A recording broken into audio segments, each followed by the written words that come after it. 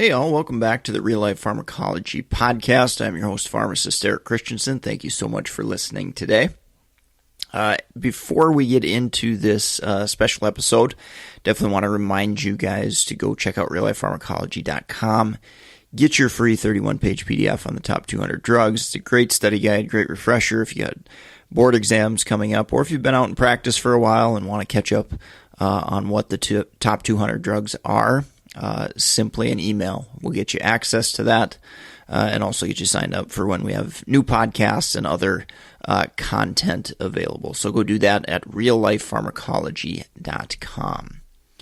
All right, so the special episode today, and this is part 1 of 2, is the Beers criteria. I wanted to highlight some of the most important things that I've seen in practice in relation to the Beers criteria. So this isn't absolutely everything within the Beers criteria.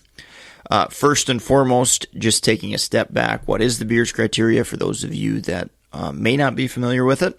It is a list of potentially inappropriate medications for use in the elderly. So really, list of drugs that by and large, for the most part, we should really try to, at a minimum, we should really try to avoid using these medications if at all possible. So with that stated, with that introduction, let's get into the medications. So first off, I have first-generation antihistamines. The medication I by far see used the most by patients is diphenhydramine. I probably see it used most often for sleep. Not a great medication, not a very geriatric-friendly medication. There are plenty of others in this category as well that are listed in the Beers criteria.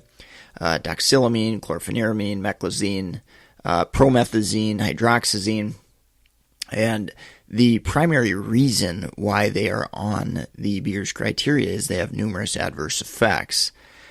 Confusion, obviously very problematic in elderly patients, especially our patients with dementia.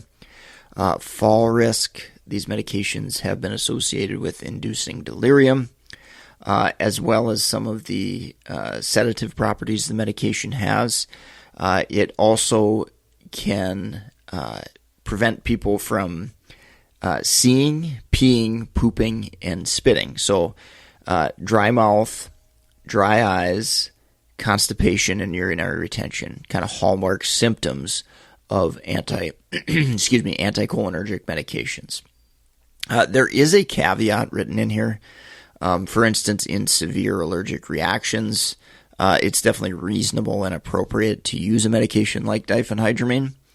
But by and large, most indications, general, seasonal allergies, sleep purposes, these medications definitely are not recommended to use, if at all possible, in our geriatric patient population. All right, number 2, I've got nitrofurantoin. This medication is historically used for urinary tract infections. It is recommended to avoid this medication for long-term UTI prophylaxis, particularly in patients with a creatinine clearance less than 30 mils. This drug can accumulate, and the longer it's used, we do have some longer-term adverse effects in addition to short-term adverse effects.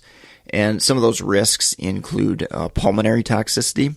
So nitrofurantoin is one of the unique medications that can cause some lung toxicity, amiodarone being another one, of course. Peripheral neuropathy, so it can cause some neuropathic type pain and issues there. And hepatotoxicity is also listed as a risk there. So again, as that renal function declines, we need to be paying more and more attention to nitrofurantoin and trying to avoid its use there. Aspirin prevention.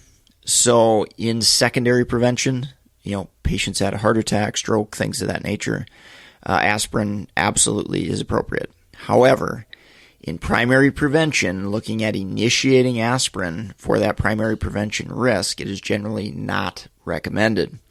There's higher risk of bleeding as patients age, and the evidence of benefit tends to drop as patients get older as well, or we don't have as great of literature demonstrating that there really is much benefit to it. So generally, in geriatric patients, we're going to avoid starting aspirin for primary prevention.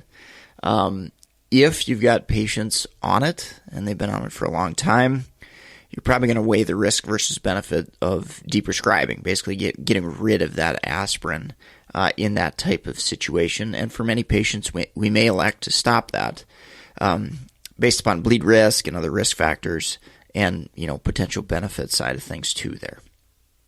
All right, we got warfarin in non-valvular atrial fibrillation and VTE treatment. It is not a preferred agent.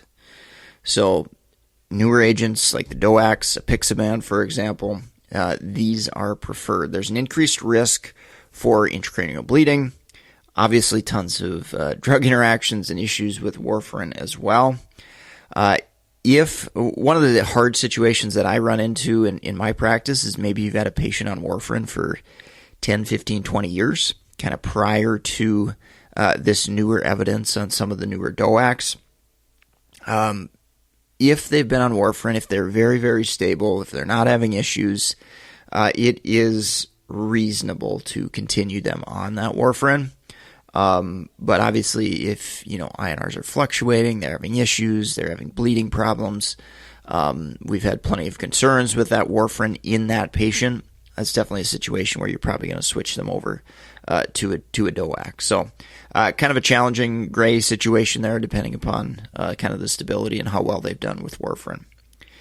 Rivaroxaban, while we're on this topic, in long-term atrial fibrillation, VTE, older age, there is a higher risk for major bleeding and GI bleeding there, generally more so than apixaban. So generally, I would say from most clinicians' perspective, I've seen most prefer apixaban. Really, the biggest downside probably to apixaban over rivaroxaban is it is dosed twice daily. So if that is a major concern with your patient, taking a second dose in the day, then rivaroxaban might be a reasonable alternative to apixaban. But in general, if patients don't have that issue, you're probably going to lean towards apixaban due to some of those higher risks there. Let's continue on cardiovascular medications. Non-selective alpha blockers, I guess they're maybe more of a urology medication as well, kind of dual indication there. Non-selective alpha blockers should not be used for hypertension management. Okay, they cause significant orthostatic hypotension. Obviously, could lead to dizziness, falls, things of that nature. And the evidence of benefit from compelling indications and things of that nature, reduction in stroke or, reducing issues with renal function. We really don't have those compelling indications with alpha blockers like we do with other medications. Heart failure is another one there where you've got compelling indications with, ACE inhibitors and, benefits with diuretics, for example. Those don't really exist with alpha blockers. So, again, not a ton of benefit in addition to the blood pressure lowering effects. And then we've got the excessive risks of orthostatic hypotension with those non-selective alpha blockers like prazosin, terazosin, and medications like that. Another antihypertensive medication is the central alpha agonist. That would be clonidine, probably being the most common medication there. We've got drop in pulse, we've got orthostasis risk, we've got potential confusion and CNS effects. So definitely a medication that you generally want to avoid for the management of hypertension. Another cardiovascular medication, we've got amiodarone. This medication is not recommended to be used as a first-line agent in atrial fibrillation. There may be some exceptions there if we've got compelling indications like heart failure or left ventricular hypertrophy, but definitely a medication to generally avoid due to numerous toxicities, We've got QTc prolongation risk. We've got, I mentioned pulmonary toxicity with nitrofurantoin there as well. Thyroid toxicity can happen. It can cause some hypothyroidism. I've certainly seen that in practice. And hepatotoxicity, so liver toxicity is an issue there as well as some of the CYP3A4 drug interactions and things of that nature too. So amiodarone, definitely a challenging medication. It does need to be used occasionally where we don't have other options, but generally a medication to avoid there if possible. Another cardiovascular medication, I guess classified as an antiarrhythmic, is digoxin. So just recently had a situation or case with digoxin toxicity, or at least potential for digoxin toxicity. You got to remember this drug can accumulate as renal function declines, and we see that renal function decline as patients age. So really, if it's going to be used, really got to be paying attention to that renal function and making sure that drug isn't accumulating. Because, like I said, I've seen a fair number of cases of digoxin toxicity where that renal function declined, the drug accumulated, and patients started displaying nausea and vomiting and weight loss. And if that level gets high enough, they can actually display some visual disturbances as well. So with this medication, avoid this as a first-line agent for rate control and atrial fibrillation. Also avoid as a first-line medication in heart failure as well. So again, definitely pay attention to that. And we also in geriatric patients want to avoid dosages greater than 0.125 milligrams per day. So I have seen 0.25 milligrams, so that's a pretty steep dose. Beers criteria recommends not using that dose for sure, so don't go above 0.125 milligrams per day. And that may even be too high in some patients that may have that worsening renal function. All right, let's switch gears here and go to maybe some neurology and psych type medications. So TCAs and paroxetine, so we've got some antidepressants. So TCAs are amitriptyline, nortriptyline, for example. Paroxetine is an SSRI, but these agents have significant anticholinergic activity. So I alluded to that kind of in the opening there, where you've got constipation, dry eyes, dry mouth, urinary retention, confusion, sedation, fall risk, delirium. All those potential adverse effects can happen. These medications also have been associated with dropping blood pressure too a little bit. So that's an important thing to note too, kind of in association with that fall risk. Medications used for Parkinson's, we've got benztropine and trihexyphenidyl. These are actually very, very old agents that were used for Parkinson's disease. Now, where I've seen them most used in clinical practice is for the management of extrapyramidal symptoms from the use of antipsychotics. So, haloperidol, risperidone, for example. It is generally recommended to avoid these medications for that purpose, and it is definitely recommended to avoid those medications for use in Parkinson's disease. Very, very anticholinergic, can exacerbate confusion, delirium, and some of those symptoms kind of display sometimes in Parkinson's themselves. So definitely pay attention to that and generally avoid those medications if possible. With that, let's